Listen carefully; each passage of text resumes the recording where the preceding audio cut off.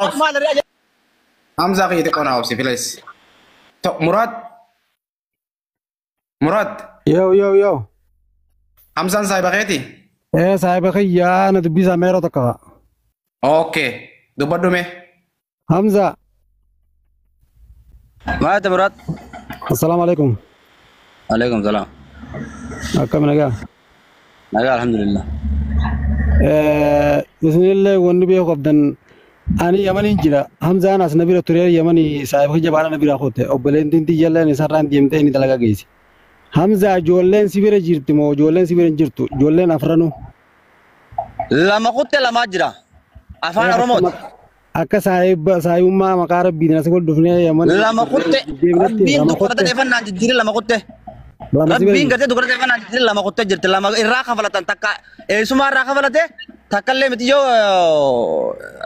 هابو أمشامي يعني هابو سيد الراقة فلته قلت لما نفتمو أمشامي جنا منا أتورا مالك كشي نيسي ساعة دي أدفت أني خلاص قربان جرار قربانو أوبسي نعم أوبس أمانة قربان بوفته boru ganama ma taratin busu je mai cuma kina sawa kan fode khafa irabu je Mama Hamza wain sinjara ke fado man da ke fado asau sirrit mutaya Hamza sirrin da ke fado asau ma ta da rabat gara lafin ma yota Hamza asau sirrin da ke fado Hamza amma boda Hamza asau da ke fado khacamarra khatumura khaduma da ke fado jolle lama yaate boru akkanuma manaban aywa hotuti jolle lama yaafte san maatii isaaniitii fi jolle isaanii tarra geggeesse tarra tawalaa buusiifte san nuufiti qabadhu takka qabadhu lammaffaa mucaa maaxarraan geesse jettu kana osoo nuti kana laallee garuu maaxarra geessita takka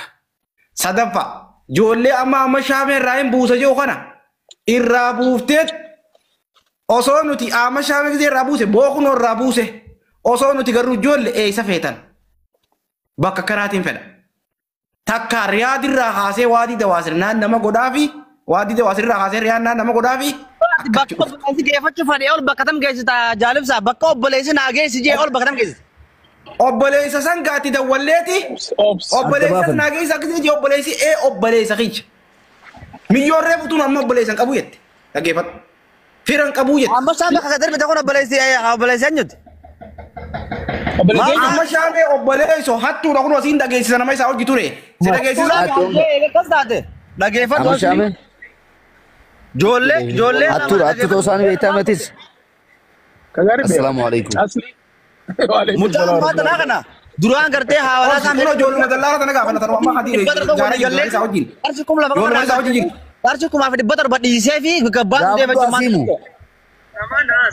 Warra amma shaamee sanitti erge gaafadhu asiimu. Okay, eenyu namni amma shaamee erge. Ajitti ergami amma shaamee kun akkam nama akkami. Hattuudha jettee amma miti jirtu amma shaameedha. nama warraksee buu jiraa miti Hattu hannasaanii beektamuun beektu amma shaameeti. Haadha tiimi haa namatti. annaatu jira Hatu jiraami. Bakka jaalabsaan iskarma kajee maali. Hattu ta'u sinuu ni beektan saabba warra daawwatisanii. Foto isaanitti ergaa ibsa foto isaanitti ergaa wal shaamee. Ragaa jaasaa gisee waa sotra kama makana berang kana dabbalee jengi. Maka wal rakau nomor baju. Laali yamzantini maqaa namarras dhimman qabnu maqaa namaa xureessuus hin barbaannu. Ijoollee tana amma shaamee irratti naantu. Ijoolluma tana amma shaamee irratti naantu saayiba keenyee wayin siima. Okay, Hamza.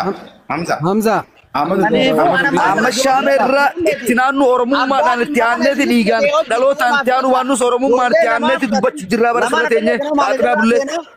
Dubbiin takkan jirtu khalaas nagatti. Hamza. Ijoollee lamaan tan ammaati yaate tana biraa jette. Miciyyoon kun obboleettiin asitti amma dawwaltee taan asitti ol galtee hin galle miyyoon teenya isaan bira jirti jechuu jirti. Ati irra beeyta obboleessa kiyya. Barboos waan Bakkeetti ergite sana eessa Hamza? boru tu deebi gaafadhu boru zaakanas deebi gaafadhu bas. Okay, hayyee yoo amma ergitaniif illee rakkoon qabu. Ammoo ijoolleen san tumame jettee dhaggeeffadhu Hamza ala. Ijoolleen san gaafa dhufte tumame jettee. Ajandaa maa kana guddisuu feetan kun ajandaa waan ajandaa miti yoo ijoolleen san akkasumatti dullaasan hin gara Jaalibsaa dhugaa takka dubbanna laala. dhaabam isaa kutaa jaalib isaa dhugaa takka dubbanna dhugaan jirtu maali ni beektaa ijoolleen san tumameete tumamee inni nu sitti himu jira tumamte ijoollee haa wallaannatanii tumamuu itti gaafatamummaa akka itti fudhatantu jira tumamuun tumamte wanni ajandaa godhannu hin jiru kun tumamanii jiran irraas hin dibnu irraas hin qabnu tumaman ijoolleen. Okay. Kanaaf amma ijoollee wanni nuti hamzaa laal qamar wanni nuti barbaannu ijoolleen nagayaan warra isaanii san bira dhaquudha haa galanii meemba dubbiita nagaa maaltu sii gale ijoollee warra fi bira nagatti haa galtu. Salaam alaikum. Oo Hamza. Dubbiin tun bikkarraa isinit dhufte qabdiimi bikumarraa isinit dhufte sanii fitadha ammoo ijoolleen abbaan kunoo jawwaalli kana viidiyoo bannee isin garsiifna deemte walii gallee maaltu ol baasee viidiyoo tana janii isaanuu ajaa'ibu jiran. Ijoollee waan namni walii fixate diinaa miti nuti Tigree miti. Okay. Viidiyoo tana karraa waraabee eenyuudha? Viidiyoo tana waraabee. Nuti asii Tigree walloo inaati isinichi wal fixa. Amma kamari haasa'u. Viidiyoo tana waraabee eenyu? Ijoollee tana tumee eenyu viidiyoo? Hamza namni ijoollee tana viidiyoo waraabee. Qamar keenya. Eenyu tumaa? Qamar keenya na dhagayu. Ana amma siin beekaa jarri kun siin beeku. Anaa si beeka. Hattuudha jau kun inni nu hattuudha. Inni nu hattuudha. Nama torbaatamaa bira jira rukaamna kiyya maate. Maaliif na wajjin dalagatinidha? Hinaaffaan Oromoon hankanaa walirra geessee maqaa wal balleessitu maali? Waan sanis keessa anaaf beekanaa anaaf gara malee jaraan galu laal qamar na dhagayu. Oromoon diinummaa maalii walii qabdan? Nam Hamza. Eenyu biraa qabda qamar. Hamza ijoollee tumtee tottummaa ta'isaniif ijoollee ati Hamza miti qamarii si dubbachuu jira. Dalagaati Jaalisa qamarii si dubbachuu jira. Qamarii si dubbachuu jira. Qamarii si dubbachuu jira. Qamar. Yoo balleesse malee abbaan fadhe balleessuu hin danda'u.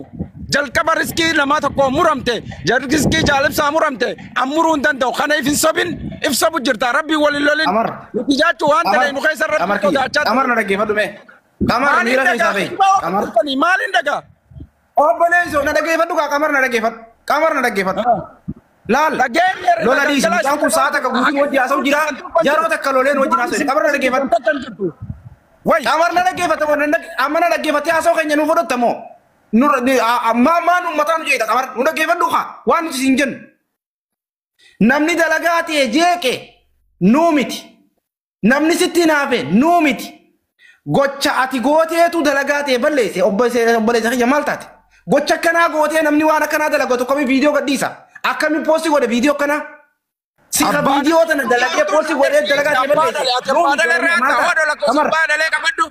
Kabaddu de radda wala badale bilbileetummaan nu irra nu dhageessisi.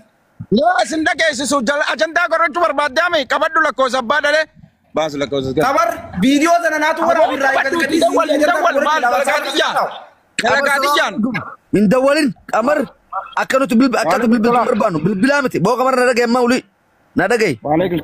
Nuti akka Qamar keenya akkatti bilbiltus hin barbaannu takkaffaa. Video akkana waraabuun kee yakka warma sanitti waraabdee erguun warri maaliif waraabdee yoo itti ergite fidanii gama biraatiin maxxansanii yeroo ammaan tana sooshaal miidiyaa kanarra maxxansuu danda'an. Dalagaa kee ibsaa osoo hin taane harka keetiin waraabdee harkuma keetiin fi ergitee harkuma keetiin hoggaa sigalaa gadhiifamte nama abaluutu dalagaa tiyyattiin hafe namaa waan kana balleessee jechuun hin danda'amu. Waan fi gootee irra dhaabbattee waan kana sirriitti eenyu waan kana hojjetettee dubbatteef laaluu sirra jiraata. Kanatti kalata ibsaa kiyya seefaan dubbadde kun kalata ani biraas hin jiru nis kubaas hin qabu toni dhiifama kun jechuun dogongora waan hin taane akkana laa Qamar kiyya. Arrallee borullee waan hin taane jechuun kun viidiyoo namarraa qulqulluudha Qamar. Nama jalatti erguun kun kalata. Dogongora guddaa. Rabbi malee ilmi namaa kan dogongorre hin jiru dogongorame ijoollee dogongore jechuun ammanaa hin jiru guyyaa sanii. Ijoollee teetii Qamar keenya akkanatti walii galaa deemna laal. Maaliif waan heerri siin hin jenne namni siin jechuu hin danda'u. Amma haasa'u jaasoo obse mali isaa kiyyanaa obse ma Qamar gaafa akka tasgabbooyte wajjin haasa'u hin alaa kana wajjin haasa'u jiru Qamari moo Hamza.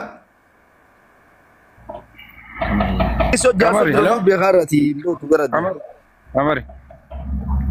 Gaara kanatti Qamar akkuma Hamzaan viidiyoo nu barreessanatti illee viidiyoo nu kana dhume. An banadhu dhaggeeffadhu takka siin qaba. Immoo gaara kanatti alaa gurra video banatee dhiisee jaalibsa. Lakkade yoo namni qarshii 5 irraa qaba jee yoo qabarin maqaa balleessaa irraa qabaate malee bahaa hanga dhiyaamtiina amma taasiru boo dhaggeeffadhu jaalibsaa dubbii dhiisika maalise akkuma ati siyaattu kan yaadaan. Mee haasa'u jirta waan asiin yoo fudhanne keessuma qofaan dhaggeeffadhu aduban ta'e. Maalire waan hin beekne irraa maa haasa'u taree duran.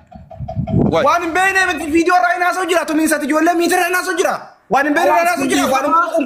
Miidiyaa jira waan namni miidhee saale.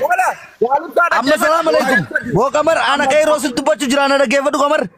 Dhaggeeffadhu ijoollees wallaani galchii fi ammoo eega wanti galte booda haasonni waan heerri siin hin jenne ibsaanis Oromoonis hin jechuu hin dandeessu. Waan heerri siin jee jala ammoo bahuus hin dandeessu. Itti gaafatamummaa yakka raawwateef ni fudhatta. Kanaaf sammoodarra ammoo haasawaa gabaabsaati ijoollee nagayaan sallimi Qamar keenya keessaanis qunnamii jaalibsaa baasii wantoota kana hunda eega wal'aanamtee bakkatti deebite booda fixamuusidha. Jaalibsaa gabbayii akkuma gaafa boo'ichaa kana dubbatte guyyaa araaraatti gabbayii irraa dubbadhu. Assalaamu alaikum. Waalaikum salaam. Akka dubbiin tun dhumte dubbii tana fixaatii galmaan gahii jechuu barbaadetti jaalibsaa yoon dogoggoreen of kolcha.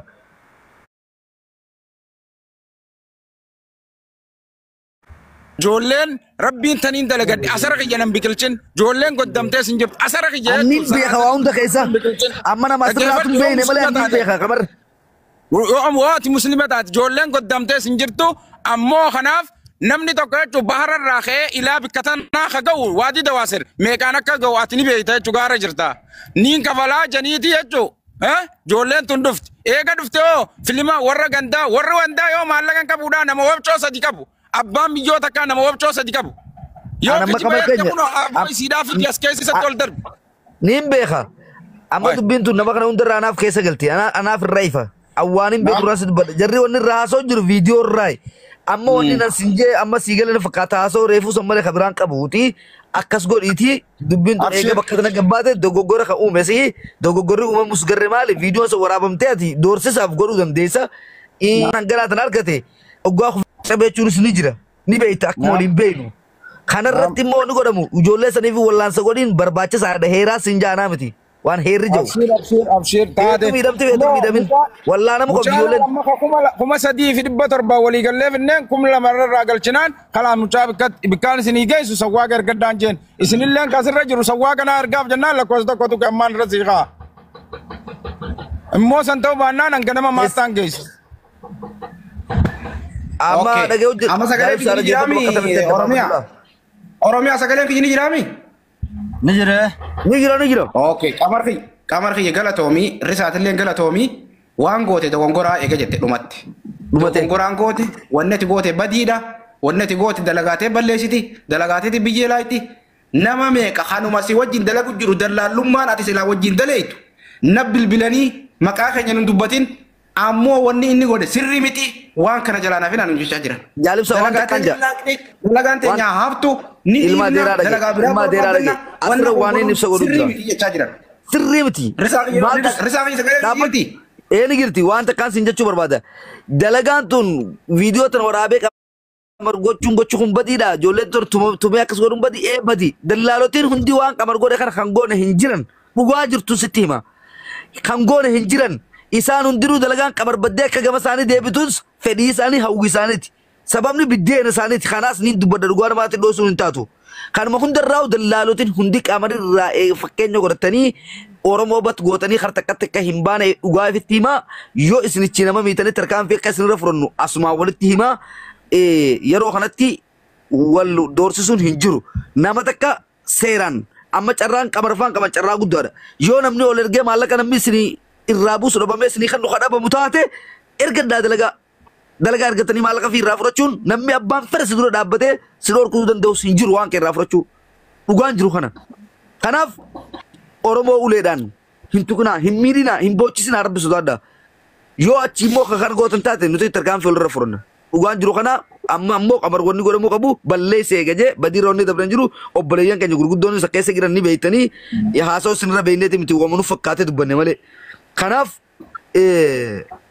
ijoollee waan barbaachisaa ta'e godhee fi gaggeessu ammoo narraa fudhadhaa yoo narraa fudhanne maattaan keessaa jee warri ammoo islaamaa bilbila kaasuu diduu dhabuun ammaa yakka bilbila irraa kaasaa irra nuu haaya jaa mushaawara qamarrirraa bilbila kaasaa irra mishaawaratti ergadhaa yoo ergannanis maattaa irra firraa baasa wanni godhu hin jiru dhugaan jiru kanaa galatooma. Ulfaat galatooma tillee. Yoo Ramadaan asirratti ilaa warabbal kaaba rabbiin kalaama kana malee hin dubbisin qarshii.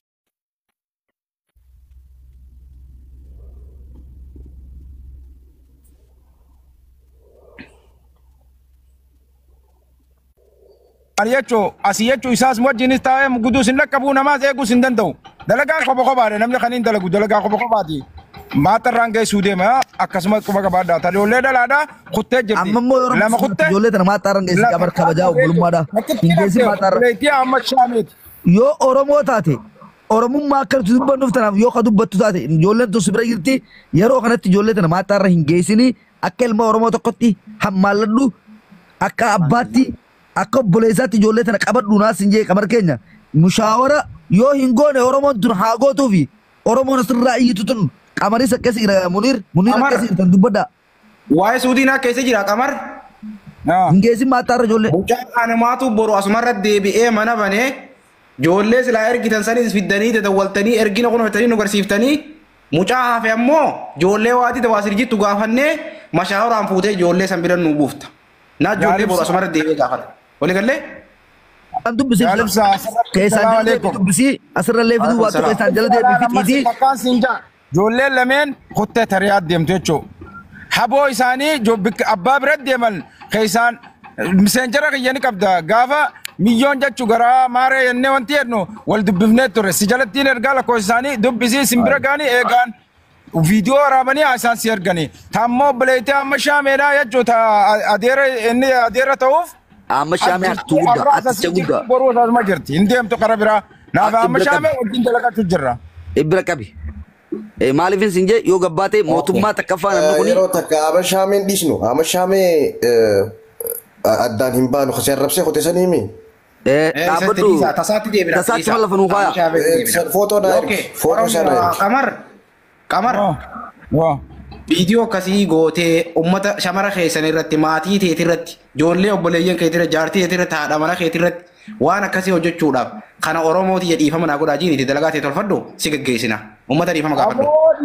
Dhiifama allama kan Oromooti balleessinee jirra dogongorree jirra. Dogongora keenya woffolchaa ijatee sanirraa nu afaan weebbisaadhaa isiniin jenna balleessinee jirra ilmaan keessan nuti. Ayyee qamaroo guutaa kana dubbadhuun. Dubbadhu Rashida. Yaa galatooma dhugaa isin dhaggeeffachuun ture yeroo dheeraadhaa fi amma karaa baharaa sanaan adeemee beeka. Mashwaarattiin kannaa ka'etti sun agartee yaadadhu hangam takka lubbuu tana kannitee ati gartee lafa bishaan daakuun beekne keessa seentee qurxummii jala rabbiin si baasee jechuudha. Kanaafuu ijoolleen yoo isaan warri irraa kafaluu baate isaanuu kun si hime qeeroon akkatti si kafalani. Foon keeti ijoollee tana beektaa ibidda meeqa keessa dabaranii as gaane.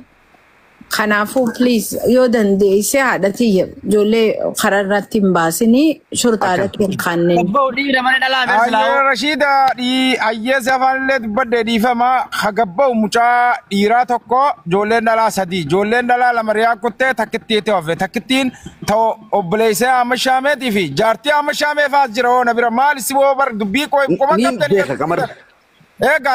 Qamar nin beeka amma waan kana haquban qabne ibsaa isin warri beeku. Anaa ibsaaf qamar keenya warra sirra duurus akkuma reefu dhugaa ta'eeti dubbadde gabbee dubbadde nus nani warra dalagaa ta'e balleessee tasaanii tolfachuu deemus nin beeka isaanis sirra hamoodha malee sirra gaarummaa hin qaban dhugaan hima himeetiin jira dhugaa ta'eeti dubbadde garuu ammoo dhiyeenya kana waan sooshaal miidiyaa irra deemu jiraan ni beektanii ijoollee teenya Fiiti ijoolleen obboleeyyan keenya nuti qaamni lamaan waan hin taane irratti hojjechaa jiranii ijoollee tanallee namatti godhiif kadhiiraa sanillee bakka ijoolleen teenya harargee jirtu geessin sinjaa galatoomi akkas godhi akka nama tokkotti tummaa yaadi waan hunda godhiif jechuu barbaadeeti gara biraatiin ammaas shurtaa jira